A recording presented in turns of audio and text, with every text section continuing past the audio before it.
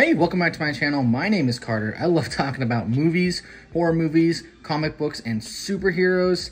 And tonight, I just got out of seeing Strange Darling, which premiered over a year ago at Fantastic Fest, but just barely came out. It's a small indie film written and directed by JT Mollner, starring Willa Fitzgerald and Kyle Gallner. It's got cinematography by Giovanni Ribisi. And before I get into my thoughts on Strange Darling, what did you think of the film? Have you seen it? Let me know down in the comments section below. Hit the like and subscribe if you want to see more movie reviews and etc.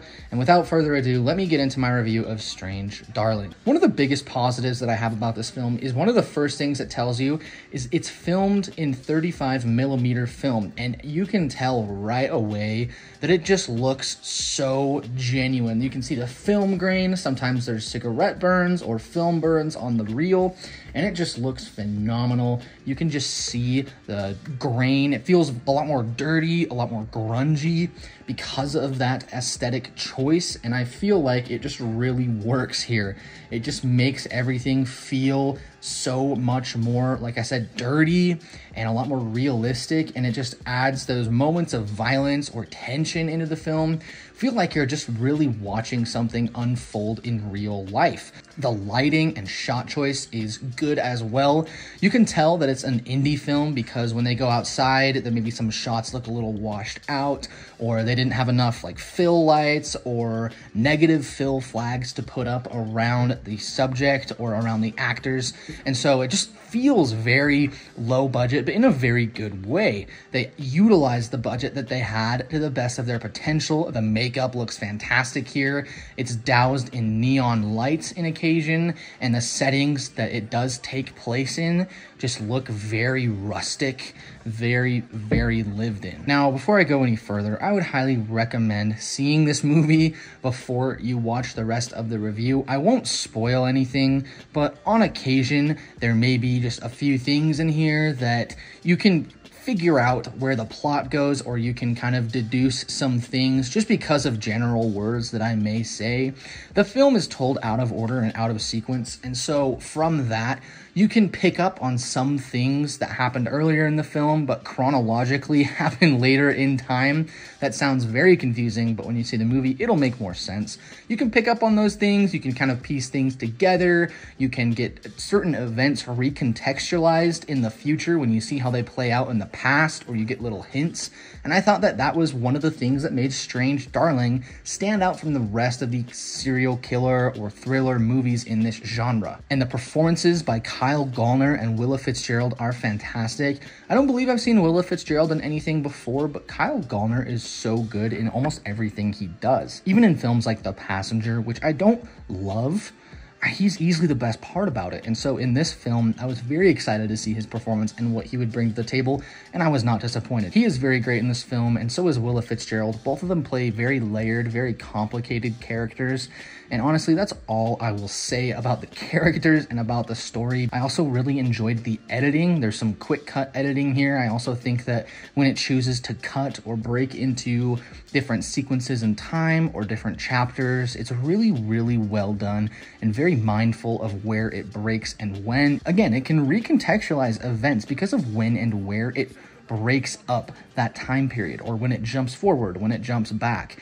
And so you may be led to believe one thing, but then the editing slowly tells you another. Now, I wouldn't say the film is perfect by any means necessary. I think going into the mixed, some scenes or some moments that try with like some humor or just some performances that feel very stiff, very odd, just seemed a little out of place at times. I think some of the characters in this movie who aren't Kyle Gallner or Willa Fitzgerald can kind of stand out as like awkward or strange or sore thumbs in the film. And sometimes some of the dialogue can just be like very on the nose because it wants to hint at something down the line or recontextualize an event you've seen before.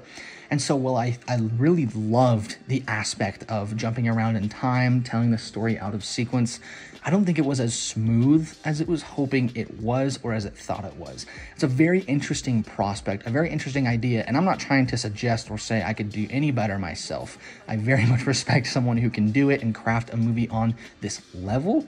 But again, it just kind of stood out sometimes. It's just little small things. That's why they're in the mixed here. And really, if I had to pick a negative here, it would just be that some of the pacing, and I know that word is thrown around so much when it comes to film, some of the pacing in like the middle section of the film when it kind of takes you to the beginning or maybe takes you to the end can just kind of go on a little bit. And I'm really trying to choose my words very carefully here because there's sequences in the film that just feel like they go on or are a little repetitive. It doesn't really build to like the cat and mouse game, or it kind of just building to it, but not in a very exciting manner. And again, that's not a very big issue with the film. I still really enjoyed the movie overall. I had a great time with it. But if I had to pick a negative, that would probably be what it was. Also, some of the sound mixing, like when they whisper lines, I had a hard time understanding. Maybe that's my theater, but it's just something I need to throw out there because I experienced it, and this is a review of my experience. So overall, guys, what did I think of Strange Darling? Well, it certainly was very, very hyped up for me personally. I think it somewhat lived up to the hype, but this is a movie that I would definitely recommend to a lot of people. It's very interesting. It takes a lot of big swings, and it tells a fun story, kind of doing a twist turn on a genre or on a trope of films that we've seen plenty of times before.